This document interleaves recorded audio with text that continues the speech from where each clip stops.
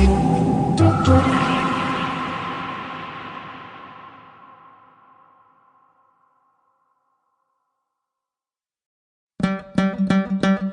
Mosque in the Jungle. Classic Ghost Stories by Othman Wok.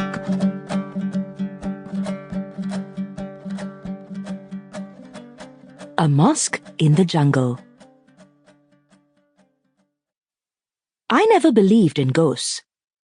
I had never seen one, however fleetingly, in all my 29 years of life.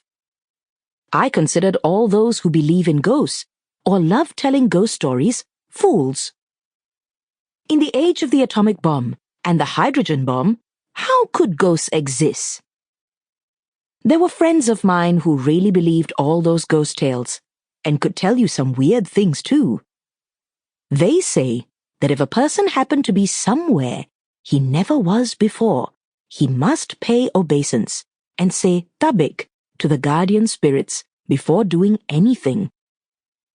Likewise, if a person was going to, say, bathe in some deserted, remote pool or river, if these rites were not adhered to, he would incur the wrath of the guardian spirits, and they would possess and do horrible things to him.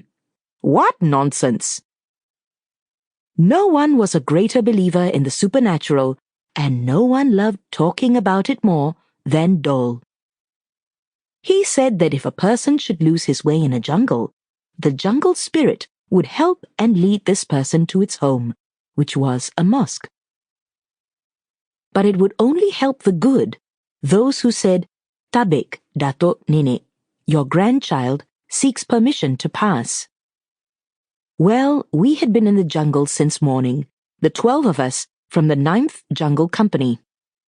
We had spent the whole day there, and we were lost. Where's that spirit who's supposed to help us? Where's that mosque, that place of refuge? All we met at nightfall was a band of communist terrorists.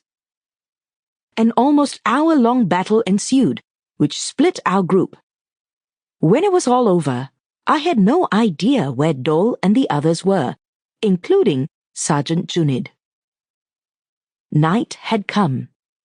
I was all alone now, walking aimlessly about, stumbling here and there in such darkness that one could not see the back of one's hand. I dared not shout for help for fear of attracting wild animals and those terrorists.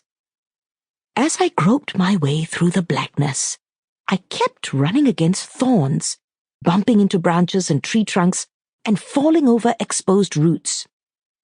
Around me, it was so quiet that even the little creatures one normally hears at night were silent. I looked up occasionally and saw a star or two twinkling in the sky through gaps in the thick canopy above. I sat down and rested my aching back against the base of a big tree. Soon, fear began creeping in. Every so often, I could hear twigs breaking, as if some large animal had stepped on them. Other times, there were dragging sounds, like something was creeping and crawling along. Having once seen a nearly 5-yard-long python, I shuddered to think how it would feel to have a snake like that coiled around me and crushing me in the darkness. I resumed my aimless, stumbling, staggering progress through the black jungle. And then, suddenly, there came a smell that had no business being there. So far removed from civilization. It was the smell of burning incense. And it was getting stronger and stronger, as if someone was burning it right beside me.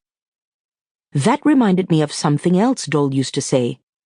The smell of incense could not mean anything but. I saw the flickering light of a torch in the pitch darkness. Who could it be? Someone lost? Terrorists? Cautiously, I gripped my Sten gun and held it steady. The torch came towards me, swinging left and right. When it was about 20 yards away, I saw for the first time that the bear... Sample complete. Ready to continue?